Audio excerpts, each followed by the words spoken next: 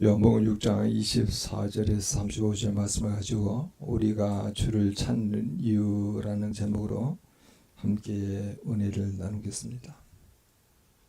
휴대폰은 현대인들에게 너무나 소중한 생활도구입니다. 전지를 타고 보면 나이 드신 분을 빼놓고 모든 사람이 이유 없이 휴대폰을 보고 있습니다. 아침에 일어날 때에도 휴대폰의 알람 기능을 이용하여 일어나게 되죠. 자신에게 와 있는 그런 카톡을 확인합니다. 휴대폰으로 메일을 열어볼 수 있죠. 첨부 파일도 열어볼 수 있습니다. 전화 상황이라면 전화를 할 수 있죠. 휴대폰으로 오늘 해야 할 일들을 점검할 수도 있습니다. 정보를 찾아볼 때도 휴대폰에 있으면 됩니다. 지금 34일 파리 올림픽이 열렸는데 삼성이 올림픽 후원 회사 아닙니까? 그래서 삼성전자가 올림픽에 참여한 17,000명에게 전원에게 갤럭시 Z 플립 6를 올림픽 에디션으로 제공했습니다. 휴대폰 하나에 200만 원이니까 엄청난 돈을 사용해서 그렇게 제공을 했더니 우리 한국 선수뿐만 아니라 외국 선수들도 시상식에 올라가서 함께 금메달, 은메달, 동메달 딴 사람들이 그 올림픽 에디션으로 나온 플립을 가지고 사진을 찍습니다. 그리고 올림픽에 북한이 7개의 종목에서 16명이 참석해 있는데 그들도 갤럭시 그 카메라 앞에 서가지고 포즈를 취하더라고. 우리 일상을 가시하는 휴대폰이 우리의 눈에 안 보이면 우리의 눈에서 사라지게 되면 여러분 어떻습니까? 아무리 찾아왔을 때 얼마나 여러분 당황스럽습니까? 휴대폰이 내게 없다고 하는 사실을 금방 알게 되죠. 일상을 휴대폰 없이는 살 수 없을 정도가 되었으니까요. 만약 휴대폰을 분실했다면 어느 정도 기다리다가 힘들어도 구입하는 쪽으로 돌아갑니다. 현대인들에게 휴대폰이 절대적이죠. 어떤 분은 눈에 보이는 세상에 돈이 전부라고 말할 수도 있습니다. 또 어떤 분은 건강이 전부라고 말할 수도 있죠. 그런데 돈도 휴대폰 안에 들어가 있어요. 건강도 휴대폰 안에 다 들어가 있습니다. 이 휴대폰을 현대인들이 가장 가까이 두려고 하는 것처럼 오늘날 예수 그리스도를 고백하는 우리 전인 가족에게는 가장 가까이 할 대상은요 바로 하나님이세요. 예수님이세요. 성령님이세요. 그 하나님을 우리는 제대로 여러분 경험하고 있습니까? 하나님께서 주신 그런 말씀을 제대로 묵상하는데 그 메시지가 떠오르지 않으면은 시간은 가는데 지겹기도 하고 무슨 말인지 도대체 이해가 안 가게 되면은요 그냥 지나치는 경우가 많이 있어요. 근데 하나님께서는 매일매일 우리에게 말씀을 허락하여 주셔서 하나님의 마음과 뜻을 우리에게 보여주고 있잖아요. 그리고 하나님과 그 마음과 뜻을 행하라고 우리에게 보여주고 있는 그 내용을 우리가 살아가게 되면은 그때서 우리가 믿음으로 살아갑니다 라고 고백할 수 있어요. 아니에요. 어제와 오늘이 별반 차이가 없이 어떤 일에 매이거나 어떤 상황에 매이게 돼서 살아가게 될 때 우리는 그걸 믿음으로 살아간다고 말하지 않고 과거에 묶여서 살아간다. 오늘 옛 습관에 따라서 살아간다. 이렇게 말하는 거잖아요. 그런데 우리는 그리스도 안에 있으면 새로운 피조물이라 이전 것은 지나갔으니 보라 새 것이 되었도다 그렇게 말씀하고 있어서 매일매일 역사와 문화 상황이 다른 그 본문의 말씀을 가지고 오늘 나에게 주시는 그런 메시지를 찾아가는 것, 찾아서 사는 것, 그걸 우리는 뭐라고 이야기하면 믿음으로 산다 이렇게 말하는 거죠. 날마다 우리에게 하나님은 제대로 여러분 경험하고 있습니까? 현대인이 생활하는데 가장 우선시하는 품목이 바로 핸드폰이라고 한다면은 오늘날 성도들이 가장 우선시해서 찾아야 보는 하나님이십니다. 오늘 본문을 통해서 우리가 주를 찾는 이유에 대해서 알아보도록 하죠. 하루 전날에 500의 이적을 체험했습니다. 주님을 붙잡고 억지로 왕으로 삼고자 하지만 주님께서 피하심으로 실패하는 이 무리들은 벳세다에서 다시금 주님을 찾았으나 찾지 못했어요. 그래서 가버나움으로 건너가서 결국 그곳에서 주님을 만납니다. 베세다에서 모였던 무리들이 예수님을 만나기 위해서 대단한 열정을 보입니다. 이 무리들이 지난밤에 항구에 배 한 척밖에 없었다는 걸 알고 있었고 제자들이 그 배를 타고 갈 때 예수님이 함께 타지 않은 사실까지 다 확인했습니다. 다음날 무리들은 예수님을 만나기 위해서 참으로 분주하고 열심을 갖게 됩니다. 그리고 예수님이 어디에 계시는가 산을 샅샅이 뒤져봤어요. 거기에 안 계시자 기어코 가버나움으로 가서 예수님을 만납니다. 이것은 무리들이 얼마나 예수님에 대해서 관심을 갖고 있고 그리고 예수님을 어디 가면 만날 수 있나 나름대로 상당히 연구한 흔적이 있어요. 그러나 무리들이 일한 열심에도 불구하고 본문이 전체적으로 보여주고 있는 것은 예수님과 이들 사이에 잘못된 만남이 진행되고 있다는 거예요.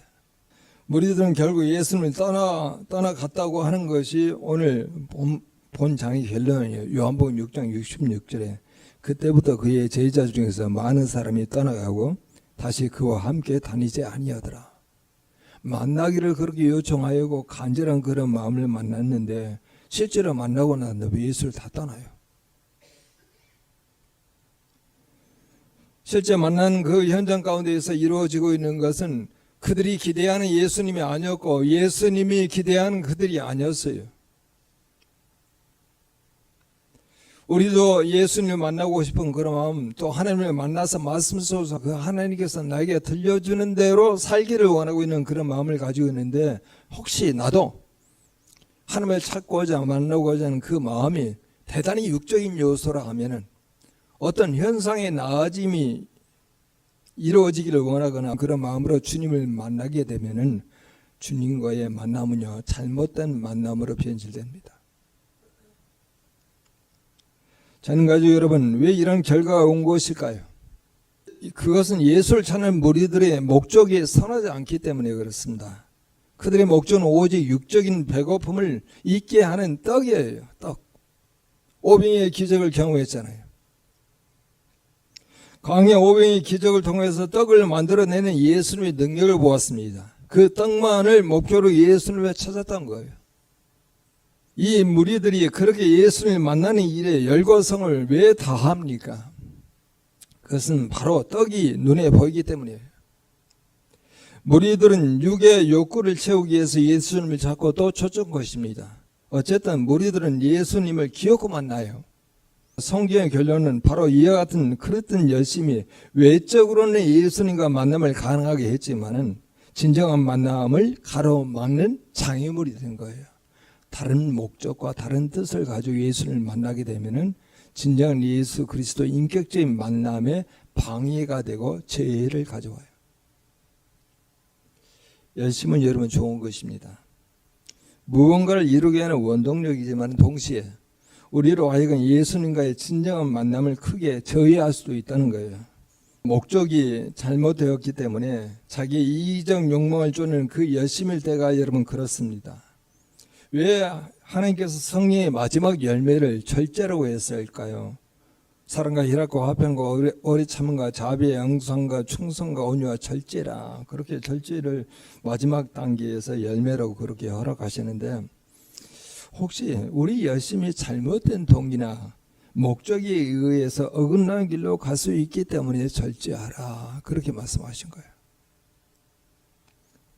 스스로 경계하고 살피라는 거예요.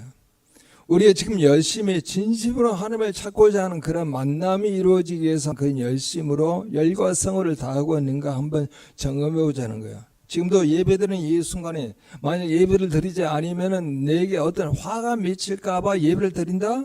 그것도 잘못된 만남이에요. 우리는 하나님을 찾고자 합니다. 하나님의 진실로 만나고자 합니다. 세상의 사람들이 생활의 편리를 도모해가는 그런 상황 속에서 핸드폰을 항상 손에서 놓지 않는 것처럼 눈에 보이지 않은 그 영적 세계를 온전히 살아가기 위해서는 정말 보이지 않는 그 하나님의 말씀을 통해서 만나는데 최선을 다해요. 물론 그것도 하나님께서 우리에게 그런 믿음을 주셔야 되죠. 하나님께서 은혜를 주셔야 되겠죠. 생활에 매이지 않고 문제에 매이지 않고 상황에 매이지 않고 자기 감정에 매이지 않고 자기의 죄악에 매이지 아니하고 이같이 온전케 하신 그 주님을 바라보고자 하는 그런 마음의 열심이 우리에게 순수하게 이루어진다 하면은 주님은 우리를 만나주세요.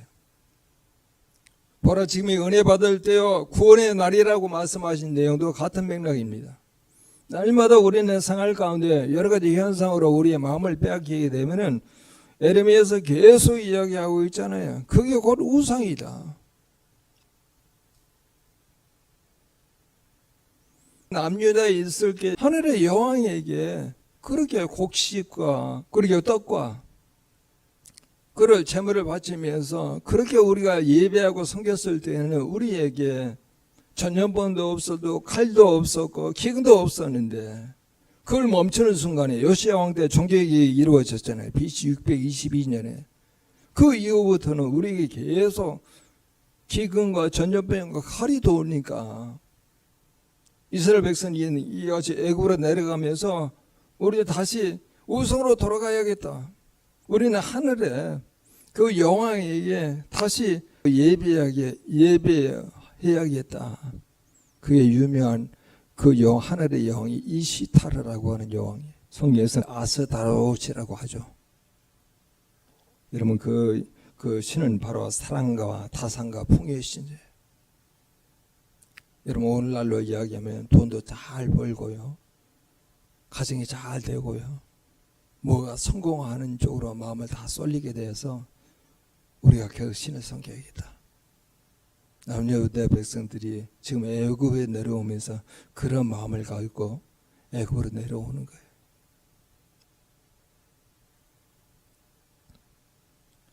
여러분 그런 열심으로서는 하나님을 제대로 만날 수가 없는 것이죠. 그래서 성경 우리 이렇게 말합니다. 너희가 육신대로 살면은 반드시 죽을 것이로다. 영으로서 몸의 행실을 죽이라. 그럼 살리라. 자기 육체를 위하여 심는 자는 육체로부터 썩어질 것을 거두고 성령을 위하여 심는 자는 성령으로부터 영생을 거두리라. 요한일서 2장 16절도 우리에게 말하죠. 이는 세상에 있는 모든 것이 육체의 정욕과 우리가 안목의 정욕과 이성의 자랑이니 다 아버지께로부터 온 것이 아니요 세상으로부터 온 것이라. 26절을 여러분 한번 보시기 바랍니다. 예수님께서 그들이 어떤 동기를 가지고 예수를 그렇게 찾는지를 예수님께서 확연하게 그들의 속마음을 드러냅니다. 26절 같이 한번 읽어보죠. 같이 읽겠습니다. 예수께서 대답하여 이르시되 내가 진실로 진실로 너희에게 이르노니 너희가 나를 찾는 것은 표적을 본 까닭이 아니요 떡을 먹고 배부른 까닭이로다. 여러분 오병이어 기적을 체험한 사람들이 표적을 본 것 때문에 다 찾아온 게 아니고 먹고 배부른 까닭이 온 거예요. 이건 예수님의 질책의 소리입니다. 처음에 무리들이 나오는 것을 보실 때 예수님은 그들을 긍휼히 보셨어요. 친히 그들을 위해서 양식을 준비하십니다. 그러나 여기에서는 아주 냉엄하게 책망하고 계세요. 여러분 예수님의 마음이 변덕이 지금 죽을 듯이 그렇게 바뀌고 있는 것입니까? 우리는 여기서 예수님이 이들을 책망하신 이유를 냉정하게 한번 생각해 봐야 합니다. 사실 변한 것이 예수님의 마음입니까?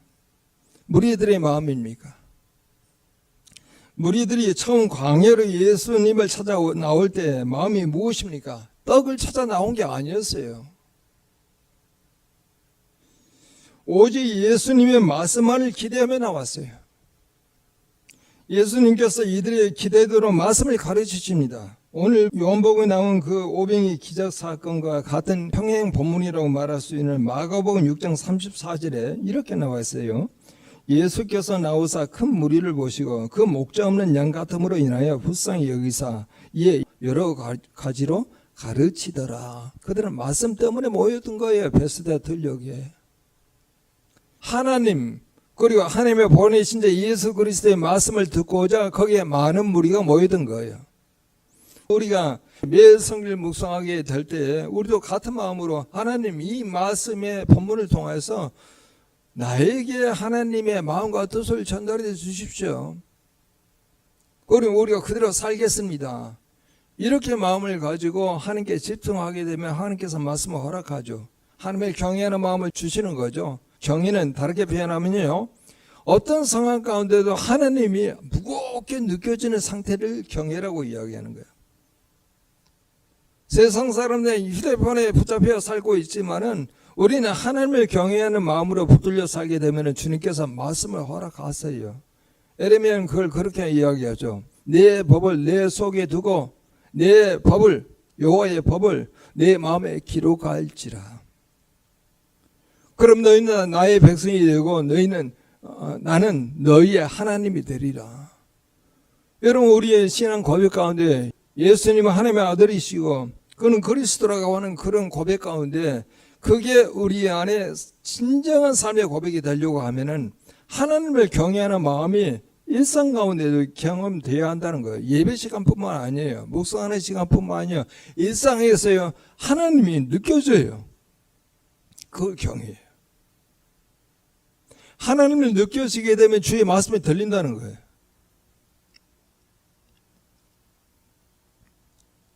그런데 예수님이 한번 기적을 보여주신 후에는 이들의 시각과 마음이 달라졌습니다. 마치 예수님은 기적을 일으켜서 떡을 얼마든지 만들어 주시는 분으로 생각한 것이죠. 그리고 자기들에게 예수님께서 그렇게 떡만 만들어 주시는 분으로 계속 등장했으면 좋겠다는 그런 마음을 가지고 예수님을 찾은 거예요. 무리들의 마음이 변한 것이죠.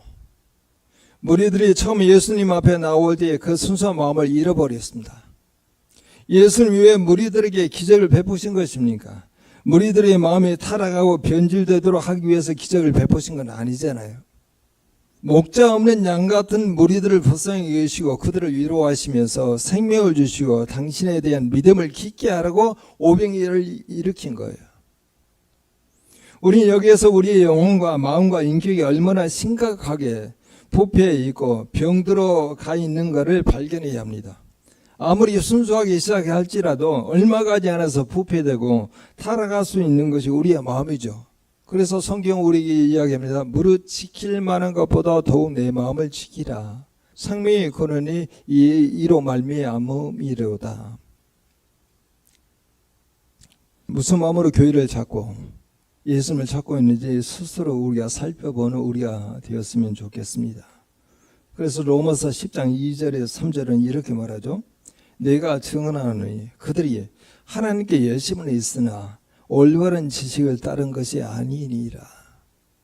하나님의 의를 모르고 자기의 의를 세우려고 힘써 하나님의 의에 복종하지 아니하였느니라. 자기의 의를 이루기 위해서 열심을 낸다는 거야. 자기의 욕구를 충족시키기 위해서 열심을 낸다는 거예요. 오늘 우리에게 비일비재하게 일어나고 있는 현상의 나아짐을 위해서 열심을 내서 주님을 찾아요. 어떤 문제가 해결되기를 위해서 주님을 찾아요. 오병이의 기적을 처음 했던 이들이 이제 말씀에 집중하는 것보다는 기적을 일으키는 그 하나님께 집중하면서 똑같은 기적을 우리에게 언제든지 내려주십시오. 그러면 우리가 세상에서 먹고 사는 거 걱정하지 아니고 주님만 있으면 될 것 같습니다. 그래서 주님께서 그들의 심령을 아시고 이렇게 말씀하세요. 여러분 27절 같이 한번 읽어봅니다. 썩을 양식을 위하여 일하지 말고 영생하도록 있는 양식을 위하여 하라. 이 양식은 인자가 너에게 주리니 인자는 아버지 하나님께서 인치신 자니라. 오병이의 기적, 장정만 5천명이 남고 12광주에 남아있는 그 내용을요, 썩을 양식이라고 말해요. 우리가 삶을 돌이켜보면은 기도 제목 이런 내용을 놓고도 기도한다는 거예요. 그러면 바로 우리가 아까 예레미야에서 보고 있는 것처럼 이스타롯, 이시타르를 섬기는 거예요. 먹고 사는데 지장이 없는 그 상황 가운데 우리가 있게 되게 되면은 하나님을 떠나요. 하나님을 내가 부리고 싶은 대로 부리는 그런 상황으로 가요. 그래서 그 내용을 성경에서 오만하다 그렇게 말했어요. 오만하다.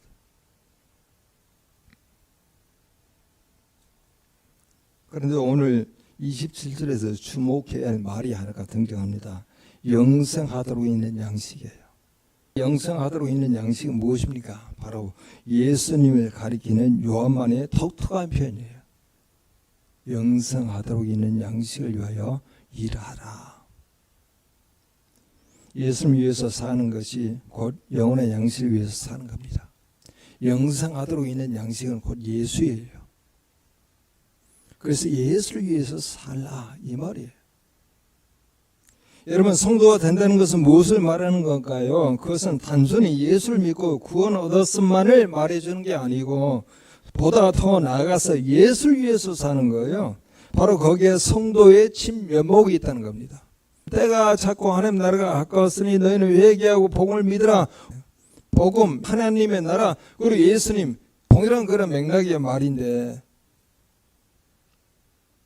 예수 그리스도의 그 말씀을요 진실로 이해를 하지 못한 상태에서 나는 구원받았기 때문에, 예수를 믿음으로 구원받았기 때문에 복음으로 말미암아 살려고 하는 그런 내용보다는 세상에서 필요한 그런 내용을 얻기 위해서 예수 그리스도의 이름으로 구하여 살아가는 그런 존재로 착각하며 살아간다는 거예요. 그런데 성경은 우리에게 이렇게 말하잖아요. 로마서 14장 7절에 8절에 이렇게 나옵니다. 우리 중에 누구든지 자기를 위하여 사는 자도 없고 자기를 위하여 죽는 자도 없도다. 우리가 살아도 주를 위하여 살고 죽어도 주를 위하여 죽나니 그러므로 사나 죽으나 우리는 주의 것이로다. 사도 바울의 고백뿐만 아니라 오늘날 예수 그리스도를 구주로 믿는 우리의 삶의 진면목의 그런 고백이죠. 살아도 주를 위해서 살고 죽어도 주를 위해서 사는 우리가 주님의 것이잖아요. 그리고 예수의 정신이 우리에게서 빠져나갈 수가 없어요. 그걸 고백을 한다 그러면.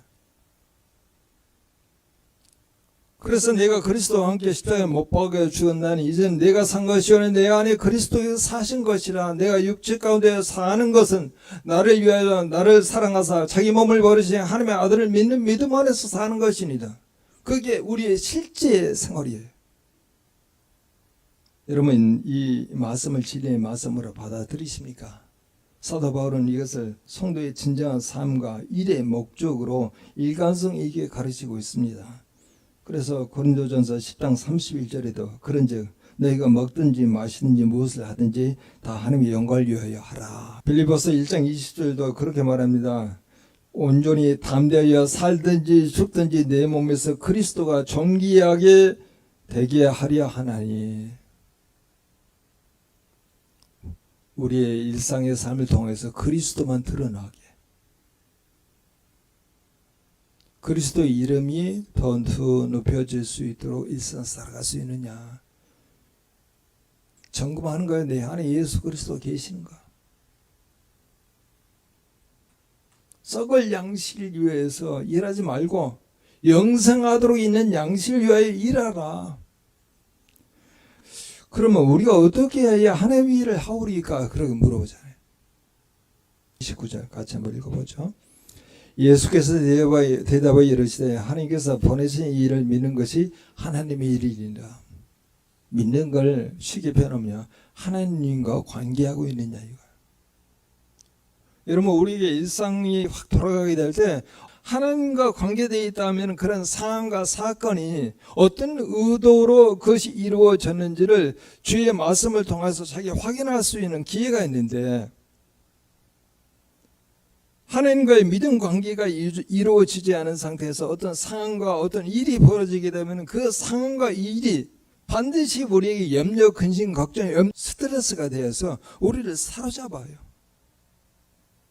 예수를 믿는데 힘이 없어요. 본문에도 그 영원히 썩지 않을 양식을 누가 주었다고요? 인자가 너희에게 주었다. 예수를 믿는 믿음을 하나님께서 주셨다는 거예요. 영원히 썩지 않을 양식은 예수님이잖아요. 그러니까 하나님과 관계하지 않으면은 구하는 자체가 되게 육적인 내용을 구하는 거예요. 먹고 마시는 내용을 구하는 거예요. 근데 그건 썩을 양식이잖아요. 그래서 사도 바울은 이렇게 고린도 교인들에게 고면합니다. 고린도후서 13장 5절에 너희는 믿음 안에 있는가? 너희 자신을 시험하고 너희 자신을 확증하라. 우리가 일상 살아갈 때 내가 믿음 안에 있는가 자신 시험하는 거야. 내가 어떤 열심 때문에 교회를 나가고 있는가, 교회를 통해서 뭘 찾기를 원하는가, 어떤 내용을 해결하기 위해서 교회에 간다 그러면은 썩을 양식을 위해서 또 일하는 거예요.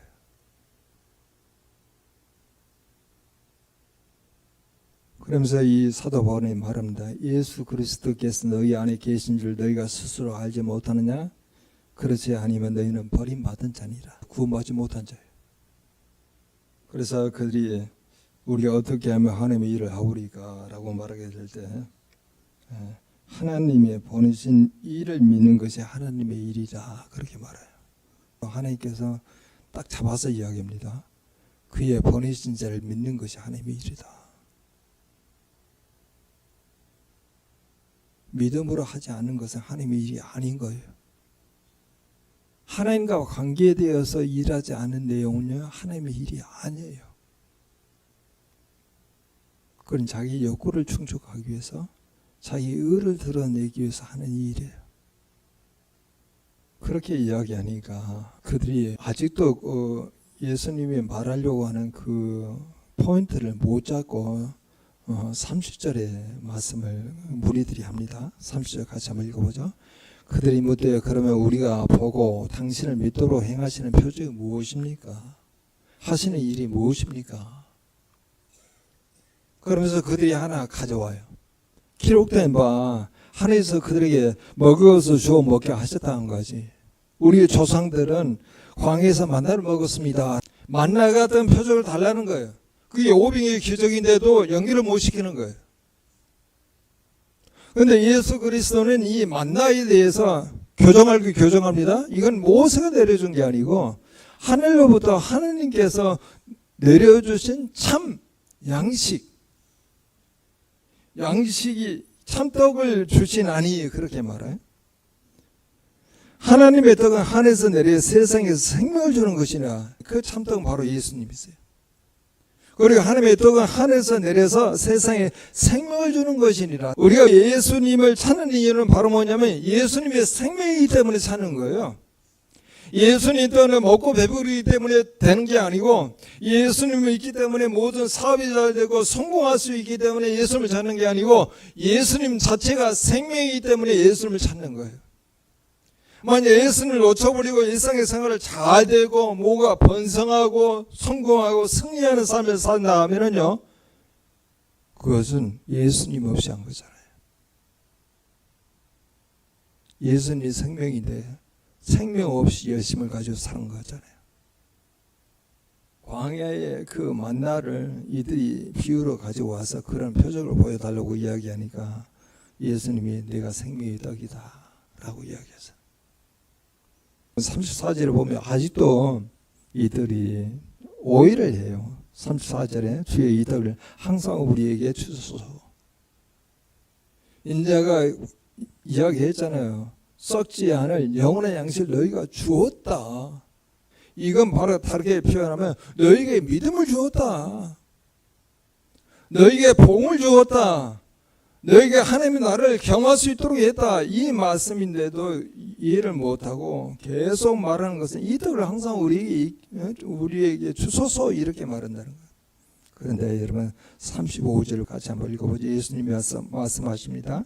예수께서 이르시되 나는 생명의 떡이니 내게 오는 자는 결코 줄이지 아니할 터요 나를 믿는 자는 영원히 목마르지 아니하리라. 거기에 믿는 자라고 하는 것을 가져와요. 믿는 자, 오는 자, 예수를 가까이 하는 자, 예수님을 느끼는 거, 예수님을 만나는 거 다 연관시키는 거예요. 하루 일상 가운데 예수님이 너무 오롯하게 내 안에서 경험되는 거예요.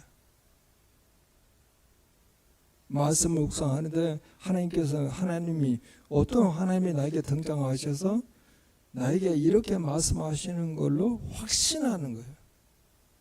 근데 그 내용을 뭐라고 이야기하냐면은 내게 오는 자, 그리고 나를 믿는 자라고 이야기해요. 나를 믿는 자는 영원히 목마르지 아니하리라고 똑같은 본문을 한번 제가 찾아봤는데 그게 요한복음 4장 14절이 있어요. 내가 주는 물을 마시는 자는 영원히 목마르지 아니하리니 내가 주는 물은 그 속에서 영생하도록 솟아나는 샘물이 되리. 내가 주는 물을 마시는 것. 주님을요 인격적으로 깊이 경험하는 거예요. 사마리아 여인과의 그런 대화 속에서 나오잖아요. 다른 사람들의 눈초리가 너무 힘들어서 그 종호 시간에 물 길러 오는 그 여인에게 내게 물을 달라 하니까 당신은 유대 남성인데 이 이방 여인에게 물을 달라 하느냐. 그때 예수님께서 말씀하시죠.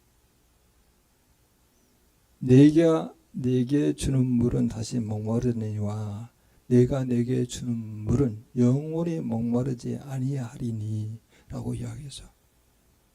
요한복음 7장 38절도 이렇게 말합니다. 나를 믿는 자는 성경에 이런 것 같이 그 배에서 생수의 강이 흘러나리라.